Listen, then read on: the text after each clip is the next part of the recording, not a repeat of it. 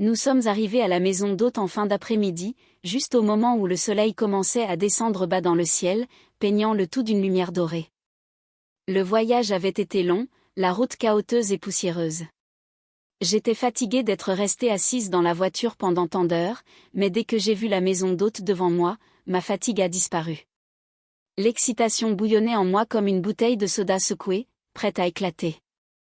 La maison d'hôte était encore plus belle que ce que j'avais imaginé. Elle était grande, avec 2 hauts murs blancs qui semblaient briller au soleil. Cela me faisait penser à un palais de livres de contes, le genre de palais où vivaient les rois et les reines.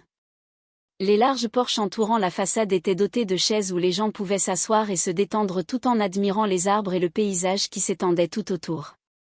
Je pouvais sentir la brise fraîche sur mon visage, et elle sentait si pure, comme si elle venait directement d'une île que nous avions traversée non loin d'ici. L'air était différent de celui de la ville, plus propre et plus léger, et je me sentais en paix à l'intérieur. J'ai pris une profonde inspiration, laissant l'air frais remplir mes poumons, et j'ai souri. Je savais que ce serait un bon voyage. Mon père, Bako, ne pouvait s'empêcher de sourire. Son visage avait l'air si heureux, comme s'il attendait ce moment depuis toujours. Il tenait doucement la main de ma mère, comme s'il lui disait combien il l'aimait sans prononcer un mot. Mon père a toujours aimé ces moments privilégiés où nous pouvions laisser derrière nous la vie bruyante et trépidante de Juba et simplement être ensemble en famille. Cela le rendait tellement heureux. Mon frère adoptif, Deng, et moi étions également très excités. Nous parlions de ce voyage depuis des semaines, rêvant de toutes les choses amusantes que nous allions faire. Maintenant que j'étais ici avec ma famille, cela ne ressemblait plus à un rêve, c'était réel, et nous étions enfin là, prêts à profiter d'un moment paisible et tranquille ensemble. Je pouvais dire que Deng était aussi heureux que moi, parce qu'il ne pouvait pas non plus s'arrêter de sourire. Mais il y a eu un petit problème, la maison d'hôte avait commis une erreur. Toutes les chambres étaient pleines, même si mes parents avaient fait une réservation. La seule chambre qui restait pour Deng et moi n'avait qu'un seul grand lit. Je voyais que mes parents étaient un peu inquiets, mais Deng ne semblait pas du tout bouleversé. Il a juste souri et a dit, « C'est bon, nous avons l'habitude de partager. » C'est comme ça que Deng a toujours été, il restait calme, quoi qu'il arrive. Même si je ne savais pas vraiment ce que je ressentais à l'idée de partager le lit, le sourire de Deng m'a fait me sentir mieux. S'il était d'accord avec ça, alors peut-être que ce n'était pas si grave, après tout. Deng et moi étions très proches. Même s'il a été adopté, nous n'avons jamais eu l'impression d'être différents. Nous avions grandi ensemble comme de vrais frères et sœurs, et je lui faisais confiance pour tout. Quand il m'a souri, j'ai souri en retour, essayant de faire comme si cela ne me dérangeait pas que nous devions partager un lit. Ce n'est que pour quelques nuits, pensais-je. Après tout, nous étions une famille. La pièce n'était pas très grande, mais elle était confortable, comme un petit nid chaleureux. Il y avait un lit moelleux dans le coin, une commode en bois et une petite table avec 2 chaises. Ce qui rendait la pièce vraiment spéciale, c'était la grande fenêtre qui occupait presque tout un mur. La lumière du soleil traversait la vitre, remplissant l'espace d'une lueur chaude et dorée. La lumière rendait la pièce vivante et faisait scintiller la poussière dans l'air comme de minuscules étoiles. C'était le genre de chambre dans laquelle on se sentait en sécurité et à l'aise, comme si on pouvait simplement se détendre et oublier tout le reste. Alors que je déballais mon sac, j'ai jeté un coup d'œil à Deng. Il se tenait près de la fenêtre, regardant les arbres et le ciel, complètement perdu dans ses pensées. La lumière du soleil tombait sur son visage, lui donnant l'air de briller.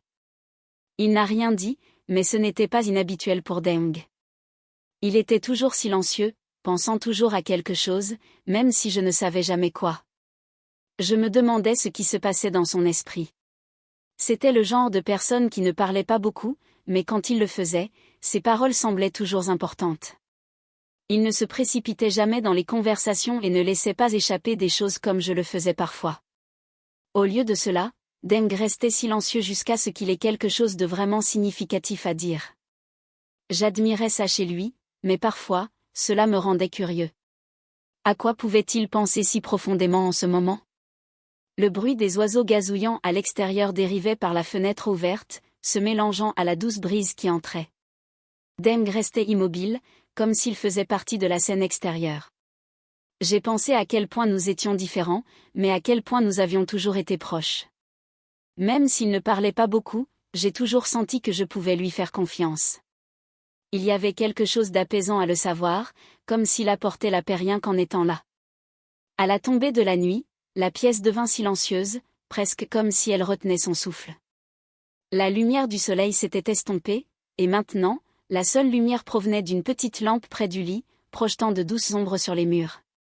Deng et moi étions allongés sur les côtés opposés du lit, chacun sous notre propre couverture, mais quelque chose nous semblait un peu étrange.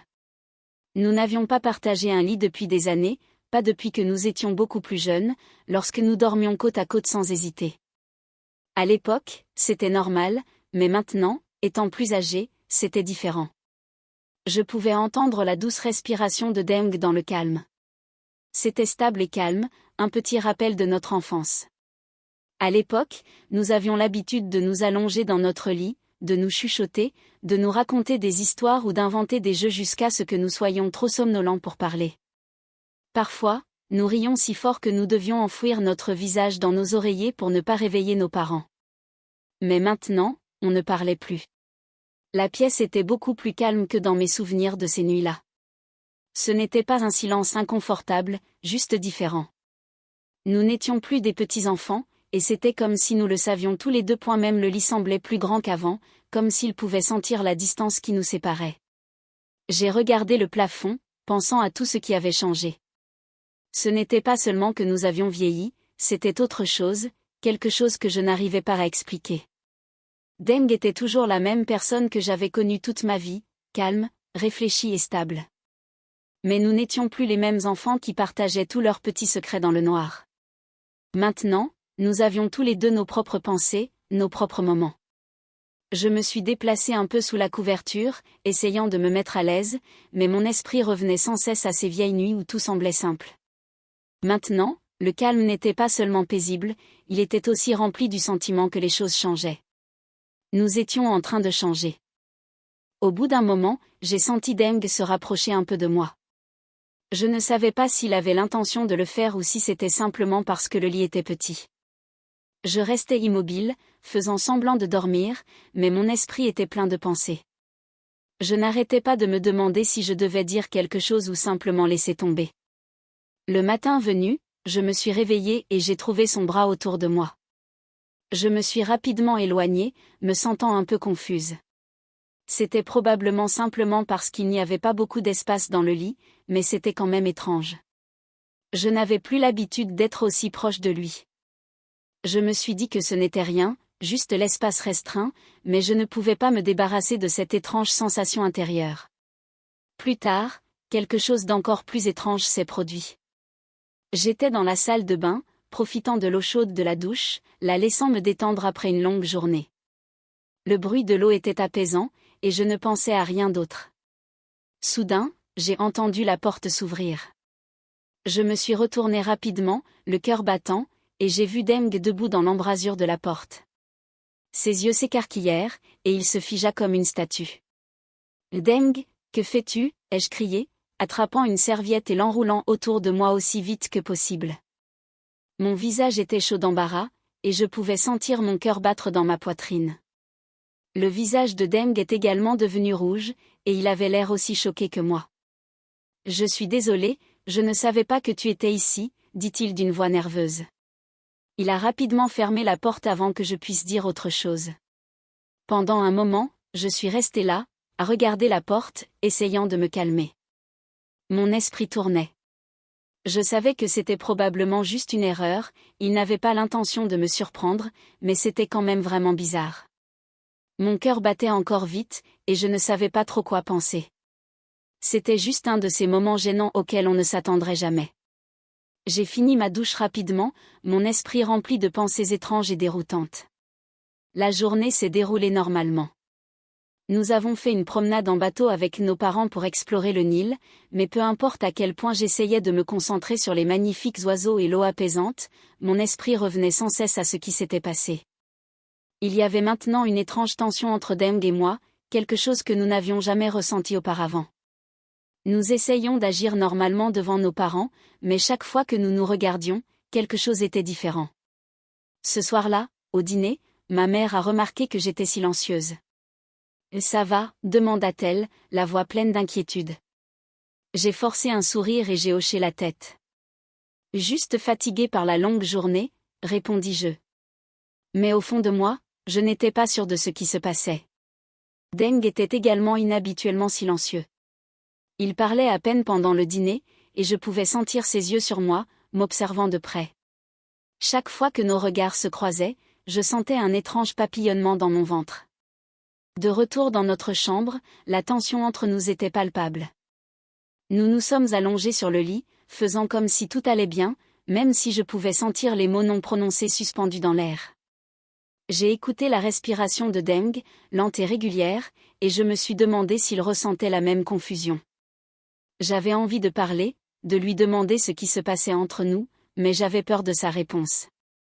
Ensuite, il a rompu le silence en demandant si nous pouvions simplement profiter de la compagnie de l'autre. Sa question suivante, à propos d'un baiser, m'a prise par surprise. J'ai hésité, puis j'ai accepté, et avant de bien comprendre ce qui se passait, nous nous sommes retrouvés pris dans un moment d'intimité, la distance entre nous disparaissant. Les jours ont passé, et la tension n'a pas disparu. Je ne pouvais pas comprendre ce que je ressentais. J'avais toujours considéré Deng comme mon frère, mais maintenant, les choses semblaient différentes. J'ai commencé à remarquer de petites choses chez lui, comme la façon dont son sourire pouvait illuminer une pièce ou comment son rire me réchauffait intérieurement. C'était déroutant. Était-ce simplement le résultat de vacances ensemble, ou est-ce que quelque chose de plus profond se passait? Un soir, alors que nous nous promenions au bord de la rivière, Deng finit par parler. « Je pense que nous devons parler », dit-il d'une voix douce mais sérieuse. Mon cœur s'emballa alors que j'acquiesçais. « Je me sens bizarrement », a-t-il poursuivi, comme si quelque chose changeait entre nous. Je l'ai regardé, ne sachant pas quoi dire. J'avais ressenti la même chose, mais l'entendre le dire à voix haute rendait cela réel. « Nous avons toujours été proches, dis-je doucement, mais maintenant, je ne sais pas. » Mes mots s'arrêtèrent, perdus dans la confusion que je ressentais. Deng hocha la tête en signe de compréhension. « Je ne veux pas rendre les choses bizarres entre nous, » a-t-il déclaré, mais je ne peux pas m'empêcher de ressentir ce que je ressens. Le lendemain, nous avons essayé de revenir à la normale. Nous avons passé du temps avec nos parents, à rire et à jouer à des jeux, mais la tension entre Deng et moi n'a pas disparu. Nous évitions d'être seuls ensemble, craignant ce qui pourrait arriver si nous laissions nos sentiments prendre le dessus. Mais malgré tous nos efforts, quelque chose avait changé entre nous.